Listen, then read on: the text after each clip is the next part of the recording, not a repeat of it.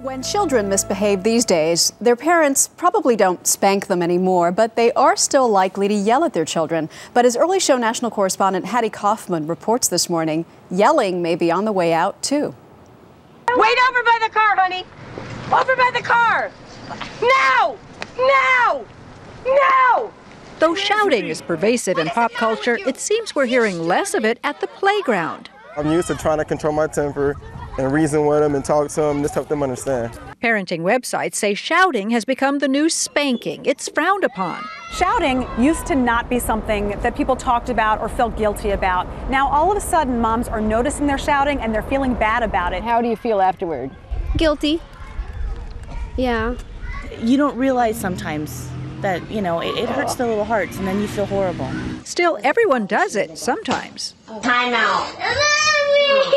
Come on. That hurts the back of my foot. My feet hurt all the time in my shoes, always. Shouting at your kid has been something that's been happening since the beginning of time. Since the first kid. Yes, exactly. In 2003, the Journal of Marriage and Family found 88% of parents admitted to shouting and screaming at their children.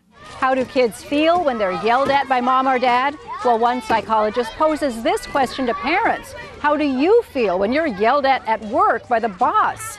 Shouting in an abusive way to children can be harmful, just like shouting to a partner or a colleague can be harmful. But exasperated parents are at wits' end trying to figure out a politically correct discipline.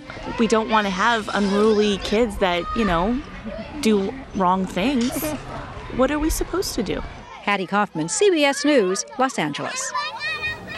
So my dad would speak in a very low, quiet voice and would scare me to death. My mom would raise her voice sometimes, and I'd kind of laugh. So sometimes if you speak softly, it carries more punch. Right. All they would have to do is look at me. Oh, really? Give me one of those, and I'm like, okay, I'm done. I come from an age of, it was speak softly and carry a big stick. So, you know, there was plenty of that in our household growing up. Yeah. Mom got me a few times. Yeah, me too.